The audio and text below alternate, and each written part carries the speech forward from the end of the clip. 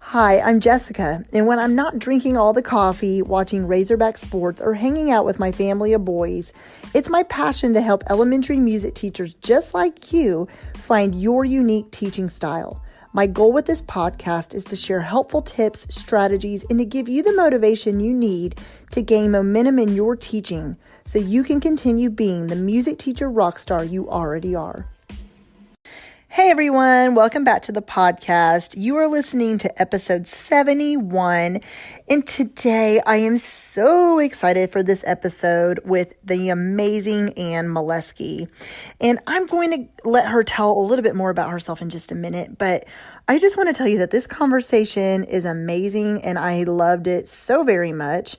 If you know anything about Anne, she is the podcaster, blogger, content creator at annacruzik.com, and one of her awesome catchphrases that she uses all the time is to teach by using the purposeful, sequential, and joyful approach to music making in your classroom. And I just wanted to dive in with her and have a conversation around this so you can bring more joy into your classroom and active music making with your students. And she just gives so much amazing advice, and Anne is so knowledgeable in the music education world and in the music education field. And she holds a music education degree. And I feel like I've said music education a lot of times in this intro, but she's an elementary music specialist in Eastern Washington. And she has taught elementary music in both the public and private school settings. And she's also the director of early childhood music program for the Spokane Area Youth Choruses. And so I just can't wait for you to hear this conversation, and make sure you check out everything she has going on at annacruzik.com. So let's dive right in with today's conversation. You guys, if you're not familiar with Anne Mileski, I mean, you must have been hiding under a rock or something, because she is amazing and she is just such a gift to the music education world. I know that sounds cheesy, but I'm serious. And I feel honored I get to call her my virtual friend, and that we have made connections online, which social media is amazing for that. But Anne, I would love for you to just say anything else you want to say about yourself. You can even repeat anything I said in your intro. That's totally fine. Geez, I don't know if I even know any of the things that you said in your intro. It was all good stuff. Hopefully so, right? No, so I'm Anne Mileski, and I am the founder of annacruzik.com and the Anne Cruzik podcast. And it's my mission to help music teachers be more purposeful. Purposeful, sequential, and joyful in each and everything that they do. So I help design curriculum materials and have some other resources to support music teachers and build community around that overall goal. And I'm stumbling over my words more than usual because I'm super pregnant. So I'm trying to keep my brain straight and be a little bit more eloquently speaking, but I talk really fast and I get out of breath and then I stumble over my words. So please forgive me ahead of time. No, girl, you're totally fine. I am a fast talker just in real life. It's just who so I always have to catch myself and say, whoa, going a little too fast there. But I feel like when you're pregnant, you can make that excuse for anything. You know, that is your, because it's almost 35 weeks now. So I feel like own that. You got, yeah, you can own that pregnancy card well. So I love it's pretty much your catchphrase and your slogan. And I want to just dive into, for you, and I know you've talked about this before, not on my podcast, but people that are familiar with you know this is what you stand for. So to you, what does it mean to be purposeful, sequential, and joyful in your teaching? Yeah, so not to go into too much of a long history of my background and all that kind of stuff, but it sort of helps shed some light on why I choose these three words. So I was not originally intending to be a music educator. I actually have degrees in trumpet performance, and it was my dream to be in an orchestra. And so I came to music education later on in my master's program for trumpet. I started teaching early childhood in private studio classes and private preschools, or just preschools in general. They were private, but there's no public preschool in Texas, or there wasn't at the time, so that's why. But anyway, right. And I just fell in love with it. But since I fell in love with it and I got certified later on in life, or later on in just my musical career, I should say, I didn't have as much background as maybe the average person who goes and does music ed like right out of high school through college. And so I just started soaking up as much professional development as possible. I immediately went back and got my master's in music education. And with that, where I was able to do my Orff levels and my Kodály levels, and I did some Dalcroze. And then later on, I did a little bit of music learning theory. And I just really, really soaked up as much pedagogical knowledge as I could, like all the different approaches, all the things, like how do I teach music to kids the best that I can. Mm-hmm. And what I came away with all of that was not like necessarily like, oh, I'm this type of teacher or I'm that type of teacher, but like I'm a music teacher. I have tons of tools in my toolbox now after doing all of these things to teach whatever children I have in my room at the time the best that I possibly can. But I wanted to come up with some sort of mission statement that unified all of that. So that's where the whole purposeful, sequential, and joyful thing comes into play. So the idea is that we only see our kids for a very short time, right? So as music teachers, as elementary music teachers especially, you see them generally once a week, maybe twice a week. I've usually been in teaching scenarios where I see them twice a week for 30 minutes or once a week for an hour. But if you only see them for that short amount of time, it's really important that every single minute you have them in your classroom is purposeful. And how do you figure out what is purposeful? By figuring out what you want your kids to leave your classroom with, and then developing kind of a backward sequence from that point to determine what your intention is with each and every lesson. So there's your purposeful, there's your sequential. And then of course, the reason that we're all music teachers is not because we love flare pens, although I do love flare pens, but because we want to bring the joy that we've felt with music in our lives to as many people as possible. And the best way for us to do that, or at least the way that I found the best to do that, is not playing trumpet in an orchestra. And not just because I hate auditioning, but because I found that I was so much happier. I was so much better equipped and able to bring music making to more people through a classroom where I see 500 kids every year and teach, and then bring that to a greater community. So everything in my classroom has to be joyful for me, and it has to be joyful for my kids. And if it's something that is purposeful and is following my sequence, then it usually has a way to have this creativity and this active music making, and I can bring joy to the community, the school community in my classroom. So. I love your journey to becoming a music teacher, because I feel like I've talked to a lot of music teachers who have come into music education from either alternatively, there we go, certified, or they have taught, maybe a primary, just elementary, just general classroom. I'm stumbling on my words too. Like a regular elementary class. There we go. That's what I'm trying to say. Yes, thank you, golly. And then they get asked to teach music because someone knows they play piano or whatever, coming from secondary music to elementary. Whatever your journey is, whoever's listening to this and becoming a music teacher, don't let that stop you from, feeling like you're stuck and like you cannot teach music effectively, because that's the furthest thing from the truth. But Anne, I love how you have taken a lot of different approaches, Orff, Kodály, Dalcroze, and everything else. And so you do have a well-rounded approach. And I really, we're in agreement about, it's not so much about, yes, you can prefer one method to the other, but it's like you said, about making active music makers and joyful in your classroom and developing a love of music for your students. And so let's talk about, lesson planning. I know this is you too, people asking you all the time. And I say people, music teachers. It's the biggest, I feel like, thing that they get stuck on is, how do I plan a lesson? How do I know how to teach it? How do I know how much of what to teach? And they just get stuck on that, or which method do I use? And so I don't know. Let's have a conversation around that. How would you encourage those stuck teachers? Because I've been there. How do they move past that, those feelings of, how do I lesson plan? How do I know how many activities and all those things? Do you have any advice around that? I know that's, a big question. Oh yeah.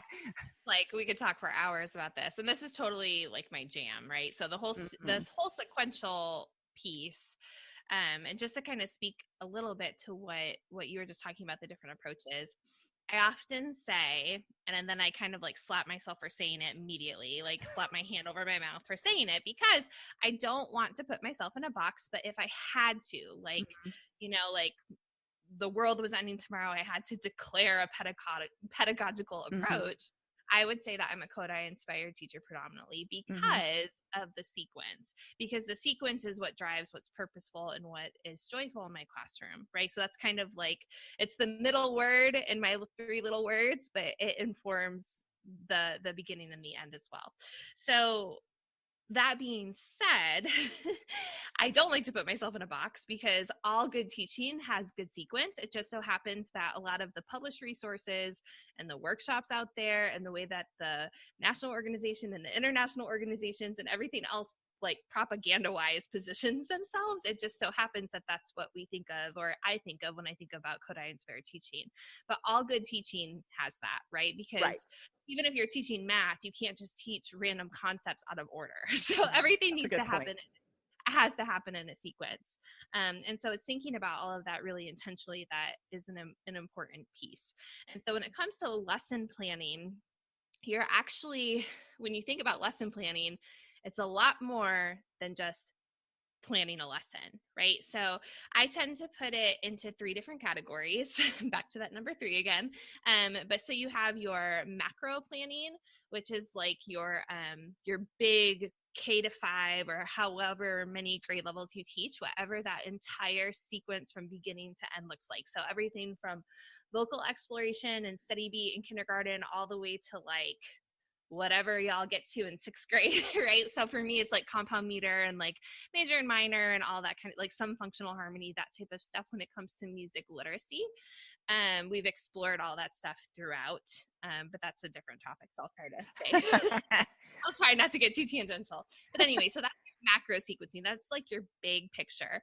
And then there's another level of macro sequencing actually that has to do with what the big picture looks like for each grade level. So then you like link those together to make your big macro sequence. Then on the smallest side, the very smallest side is lesson planning. So those are the things that you're actually doing week to week inside of your lessons to get the itty bitty tiniest steps moving across that sequence. And the thing that's inside of the middle there, right? Like the cream in the middle is what I call, and not that we need another term for things, but what I happen to call learning sequence framework. And the reason I call it that is because it's basically concept sequencing, but it's how I approach every single concept that I teach in my classroom from beginning to end.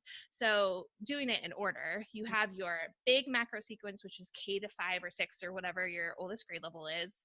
And then you have your concept sequencing kind of in the middle. So how you sequence those concepts that you put in order. And then the lesson planning is how you're layering all of those. Lesson planning is how you're layering all of those tiny pieces within the concept sequencing or learning sequence framework from week to week to kind of spiral kids through all of the different things. And nobody can see my hands except you right now. And if I had like a whiteboard and a screen share, like I would show lots of diagrams and do a twirling our hands in the air. To like, no, I'm a hand talker too, so no, you're good. But yeah, so when we talk about lesson planning, like if you're a first year teacher or like this concept is new to you, your brain probably just exploded a little bit because it's a ton of information. And, when I teach workshops or levels trainings in the summers or work with people in my community, a lot of times they're just like, I don't know where to start. And often, to be honest with you, it might seem a little counterintuitive, but my advice is always to kind of start in the middle and to start with that learning sequence framework, because if you can think about how you're going to teach a concept from beginning to end, from kids' first experience with even steady beat to when you're going to tell them that it's steady beat to when you're going to have them show you steady beat. If you can think about all of the stuff you're going to use to teach that from beginning to end, then you can chunk it down into smaller chunks to use the word in the definition Yeah. for lessons. And then you can bridge that to the next concepts for your overall macro sequence. So I like to start with like those concept sequencing frameworks. So Yeah. I went off on a huge tangent, but that's kind of how I organize lesson planning in my brain. No, I love that. So no, I love that because I think that is really helpful because I know, okay, so we'll just bring it back to my story. When I first started, like, you know, my listeners know this story, so I'm not going to get too much into it, but I didn't have any resources. And so I spent, because I started in the middle of the school year, those first 6 months, just honestly, sometimes going to good old Google and just printing out, oh, here's the lesson plan. Oh, this says do this with third grade. It's like I had just learned what to do in college, but once you're in your own classroom, you know, it's like a whole different world. You're like, oh, I'm in here, I'm by myself, you know, on an island. And so I realized that is not a good plan to have. It's just to have these, you know, notebooks worth of lesson plans just laying around with no plan and what, you know, like, wait, when do I teach this though? But having a framework or some kind of curriculum map or something to follow, then like you said, you'll know what to plug in and teach to that. And so, yeah, I love that. And if it's a new idea, like obviously you don't say, okay, I'm going to do this with all the grades all at once right now. You start with a concept in a grade level and start putting pieces into each lesson plan. And then as you get going with that concept, you think to yourself, oh, well, what's the next concept? And then you figure out how to sequence that one and you put it in pieces so that you can start that layering process with just one grade level, adding a little bit lesson by lesson and then expanding. Right. So focusing a little bit at a time, slowing down so that you can speed up is really, really important. Yeah, that's good advice too.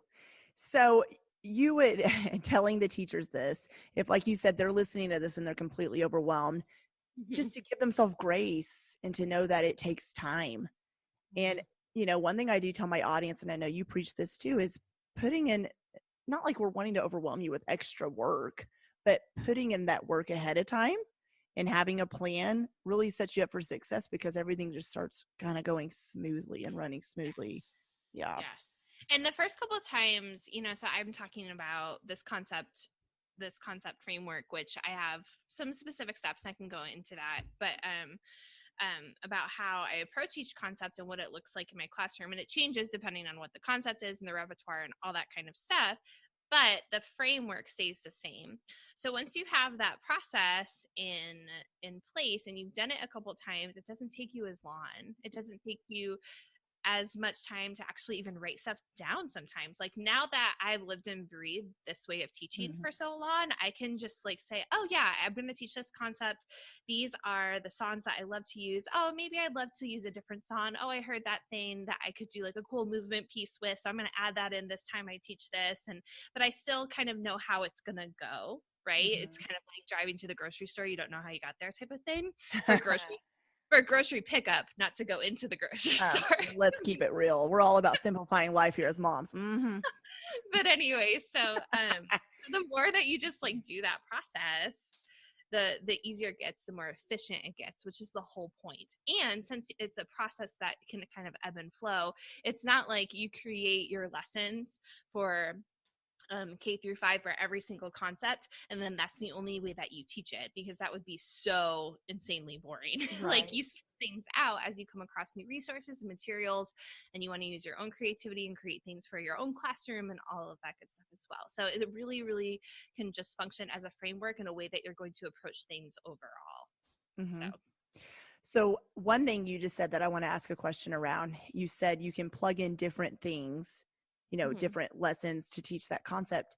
I know a lot of times teachers are like, well, wait, but what if the second grade class coming in, or, you know, coming in this year, now that the second graders going to third grade have already learned these certain songs, what if they don't get to learn it because I plugged something new in? It's okay, right? That if they don't do the exact same thing that the, you know, the grade moving up did, that's okay. Yeah, 100%. Yeah, okay. Because you have to teach this song or these lessons like 6 times a day, probably week to week for a couple of weeks if you're doing like, depending on the types of activities that you're doing and where it is in your process. And so there's sometimes that I just don't want to sing Bow Wow Wow anymore. So we're not going to do that today. And right. But the other thing too is that remember that the things that you are choosing to put inside of your classroom hopefully are things that can come back later on. Like I can't tell you how many songs and games and resources that I use in earlier grades that like make a comeback later on when I'm doing more complex concepts with that particular song. Like something that was a great pentatonic example for second grade is maybe like a really, really awesome like question and answer, like introduction to functional harmony with like dominant and tonic later on. You know, I don't know, like just that's not a real example. That's just no, I know. I'm not good at coming up with things off the top of my head. I'm like, why can't I think of music right now? No, but so a good piece of core repertoire or a good activity will keep coming back within reason, right? Like you don't want to sing Bow Wow Wow all year long, every year with everybody for everything, because there's lots of good stuff out there. But yeah, definitely switch it up because that keeps it fresh for you and for them as well. So the other thing I want to say too is that when you're working on a concept, I mentioned this briefly, like it's my personal belief that you should not be working on just one concept at a time. You should be at different places in the process. You should be layering, you should be spiraling what's happening inside of your classroom so that if you're at the beginning of a concept that's like maybe rhythmic, then maybe you're at the end of the melodic concept that happened right before it. And in general, like the repertoire will reflect that as well. So yeah, that's a good point. Yeah, it all ties in together. It's not just like, I'm going to teach tempo. No, you teach tempo while you're working on other things. It all kind of goes together. And I love what you said about the songs can, make a reappearance because, and what's so cool about that is then your older grades will go, wait, the ones you've had for years will say, I remember this song, and then it's just easy to build upon it. So let's touch on resources a little bit. Another question I get asked a lot, and I'm sure you do as well, is, okay, so let's talk to the teachers who already have resources available in their classrooms, no matter what it is. The struggle is there's so much available to teach. They're just struggling with how do I know what to pull from what and where to put it? So what would you suggest for those teachers who maybe this summer or whenever you're listening to this podcast interview have gotten resources, and even if they're new or stuff they've already had in their classroom, how do they go through and decide what to use when without overwhelming themselves? That's a big question. No, but I have 5 steps for you because actually just perfect. On this. Oh, awesome. Okay, yay. Not to plug myself on your podcast. No, that's why I'm having you on, girl. But we'll talk about it a little bit. So actually the very first thing that I like to ask myself, I mean, honestly, you're talking about a situation where a teacher is like in it, like they're lesson planning. They're like, I need a song for a blank, right? Oh yeah. That's just like what happens with life. But I mean, I've been there. I've played that game. I've like run to my anthology of whatever and like looked at the index. I'm like, oh, there's that tone set. Let me go make a copy. Let me sing it to my kids, and we're gonna be off and running. But ideally, that's not the situation that we're in, right? Ideally, we're doing things a little bit ahead of schedule. So, the 5 questions that I like to ask myself before I decide what to put into my lessons and how I like sift through and pick the very best, because there is so much stuff. And before I share these, actually, let me say that what is best according to somebody else is not necessarily what's best for your classroom. Particularly as music teachers, we've all been to music school. We've all kind of lived in that world, and I could stick my nose up in the air a little bit, right? Because sometimes there's a little bit of that attitude about what is the best and what is lesser than. And whatever is best in your classroom is what is best for you. Like that's your own definition, regardless of what anybody else has told you. But that's, again, a little tangential. So here are the 5 questions that I like to ask myself. And the very first one has absolutely nothing to do with concepts, and it has everything to do with how it makes you feel as a musician. And so I always ask if I'm inspired by something. So if I'm sitting in a workshop or a conference, or I'm looking through just like a printed resource and I'm kind of singing to myself, and I like find myself kind of like grooving with it and dancing and just thinking, oh, this is a really fun song, or like this is an activity, I want to use this in my classroom, that means that it's gold. Because if it has me excited, it's going to have my kids excited, not just because it's an exciting resource or song or whatever, but because I'm going to be excited to teach it. Right. Because as the musicians, as the teacher musicians in our classroom, if we're not excited about what's happening in our classroom, there's no way our kids are going to be. Right. That's the first thing. And so you want to look for things that inspire you and try really hard to get away from this is a great song for blank, and instead think like, oh, this is a great song to make music in this way. And that's the second thing that I like to ask myself is how I can make music with something. So I talk about this whole idea of active music making. And this really comes from the idea of using whatever tools are best for the kids in your classroom. And again, best is very time bound and situational to your classroom.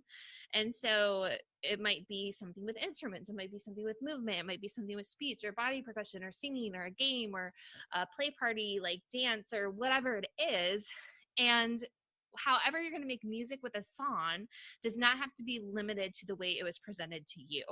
And so what I mean by that is that if you go to a workshop, particularly if you ever come to one of my workshops, I definitely want you to do this. But if you ever go to a workshop or a conference, or you're just looking through a resource, oftentimes they'll be like, oh, this is how you play the game, right? Or this is how you do the activity. Well, music is a living and breathing thing. So I always recommend, yes, like do it the way that you saw it one time, and then realize that your classroom is your classroom and use it as an inspiration piece. So it's okay to extend it a different way. It's okay to add a movement element. It's okay to add instruments. It's okay to combine it with something else that you're doing in your classroom. So those are the first two things that are really, really important to me. Like, is it inspiring, and how am I actually going to have kids make music? Like, how are they going to be engaged with this song? So other than that, the other three things is, I'm sure this is shocking, is that I have to think like, what is its purpose, right? So it does have to have a rhyme or a reason in my classroom, because we just don't have time otherwise. So like, in order to figure out, you know, what is this going to be a good song for, you have to kind of take a look, like, what's the essence of the piece? What is it that made me think, or the song or the like piece of music is interchangeable with all the things, right? So what is it specifically that helped me figure out how I was going to make music with it? Like, because if it's a specific melodic element that made me want to create a really cool, like, sun ostinato, or a rhythmic element that wanted me to make like some speech and body percussion patterns or whatever, like, what was it? What are the defining characteristics of the song or activity? And that's going to kind of give you a big old hint about what its purpose should be, right? Like, where it should fall in your curricular sequence. And then if you take the time to kind of put on your music theorist hat and do some analysis, you can really, really figure out what it's going to be good for. So then once you figure out the purpose, you can figure out where it goes into your sequence, which we kind of already talked about, so I won't go into that too much. And then last but not least, I like to think, is this the best choice? So like I said, sometimes life happens. Right. And we just need to like grab a song that's going to work and make a copy and rock and roll. But there is so much stuff. So you really, really want to be thinking like, oh, this is the best song, or out of like the 5 I'm going to use for this concept, or however many you're going to use. And be picky about what you are using to teach certain things in your classroom based on the criteria that I just laid out, and based on who's in front of you, who you're making music with. So that was a very long answer, but no, it's a very, very complex thing. Like, choosing repertoire is a big deal. And I think it's a big deal because there is so much, and there's stuff that works really, really well in some places, and stuff that works not as well in the same place, and vice versa. So again, I think it's really important to be thinking about like what your classroom needs, what your kids need, what you need, because we're all living, breathing musicians, and we need to have respect for ourselves and for our kids to have living and breathing music as we are planning our lessons and our experiences for kids. So yeah, no, I love all that. That's so super helpful. And I love what you said about so for folk songs, for example, they can be taught, 100,000 different ways. And so I love how you said, and we'll just go back to Bow Wow Wow because that's in my head now. But you teaching it at a workshop might be different than another workshop they go, or another person showing them to do the game or the movement, or do it with instruments, or sing it or speak it or whatever. But the main thing I love that you said is it's their classroom. They know their students better than anyone. Not that you listening to this know your classroom better than anyone, your students, your school environment, what your students will respond to. And on top of that, if you try something and it doesn't work like in your head you thought it would, or like it went at the workshop you attended, don't give up on it, and don't give up on yourself and say, I'm just tossing this didn't work. Because, Anne, do you agree that sometimes it just takes students a little bit of time to respond and to warm up to something new? If it's a new song or activity, just give it a little bit of time. And 100%. Yeah, 100%. And your classroom should be your laboratory, like exactly like you're saying. If something doesn't work, you don't wad it up and throw it in the trash. You go back and you think, oh, okay, why didn't this work? Oh, well, they really seem to like the song when I played it for them, or I was singing it for them. So where did I lose them? Like which part of my sequence did I lose them as I was going through, and how can I revise it so that they stick with me or they're more engaged? So it's always taking those opportunities to either, celebrate the wins, but also think like, oh, something didn't go the way that you expected, which is, let's be real, often the case. Oh yeah. Oh, totally. Go ahead and take that lesson and think, okay, now it's my turn to reflect and revise and kind of self-assess what happened, so that I can make it better for everybody, and go back and do it again. There's no one that said like, oh, they already learned that and it didn't go well, so now we're done. Who says? It's your classroom. Like, go back and be like, okay, we're going to start this. I'm going to do things a little bit different today. And I just need you to jump up and be with me, or however. I mean, you don't even have to say that. That can just be your mindset, right? Kind of rock and roll. They're like, we already did this. Be like, well, watch carefully because something might change today. And then just switch it up, right? So yeah. A lot of times if you do revisit a lesson, sometimes, I mean, I've been known to just scrap it and say, not like altogether and throw it in the trash can or anything dramatic like that, but there's just going to be off days. Let's be real. And I feel like every teacher thinks it's just at their school or just in their classroom. And man, it's not the case. It's everywhere. Right. You're going to have, no matter how prepared you are, you're going to have off days. It's just going to happen. And there's been days where all 6 of my classes that come to me, and you all, automatically start assuming it's yourself, and you're like, what am I doing wrong today? It's just something in the air or whatever you think it is. It's maybe what it is. But so when you do sometimes say, you know what, this is not working today, I'm going to just scrap it because this particular lesson is not working. And then when you do revisit it, a lot of times it's like having a brand new class, even though it's the same group of kids. They're just, I don't know. It's just like a different environment. They're ready to learn that day. And it goes so much better. And so, well, yeah. And that's, sorry, not to interrupt you. No, you're fine. Just said is a testament to the fact that you don't just say like, oh, I'm going to do this activity and then do all the things from beginning to end for a concept in one lesson, because kids need that time. So like one of my biggest lesson planning tips that I heard from Brent Gall at Indiana University, he said you should never spend longer, or maybe he didn't say never, I don't want to make it sound that finite, but his advice was to only spend however many minutes as the kid's age on an activity. Which, if you think about it, so you have kindergartners like 5 or 6 minutes per activity, you have them for at least 30 minutes. Like that's a lot of stuff. And so the idea though, is that if you're chunking things and you're chunking down like that concept sequencing into those smaller pieces and layering it lesson to lesson, then they have that think time, right? It's just like, I mean, didn't y'all like cram for finals in college? That's like the only way I passed anything. Oh man. Because you just cram it all in, you'd sleep, you'd take the exam the next morning, and then it'd be gone. We don't want that to happen to our kids. We don't want it to be gone. But the point is that they just need that time. They just need, like, all the neurons need to fire, whatever happens inside of their little brains that never shut down. So I think that is a really, really important piece. Yeah. Try not to overload yourself when it comes to trying something new or putting too much in your lesson plans where you feel like you have to hit all the things and then the kids are just overwhelmed. But give yourself that time to really scaffold things appropriately so that you can assimilate and feel complete.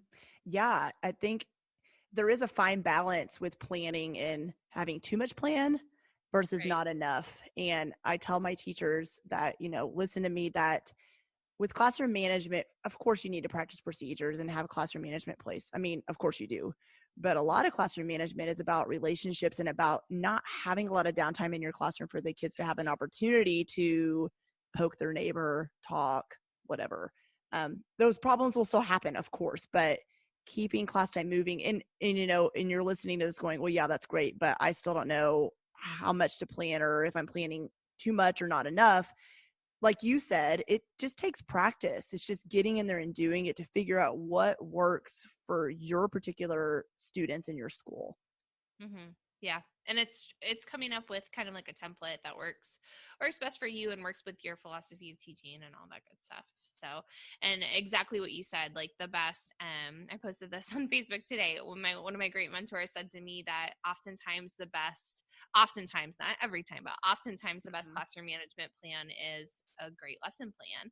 And that doesn't just come down to like the engaging activities, but also really, really comes down to the transitions. Because what's the number one thing that principals or grade level teachers are always talking about where they lose their kids? It's like, well, that's the walk from the classroom to recess or wherever else, right? That's where all the problems happen, is in the hallway. Yeah.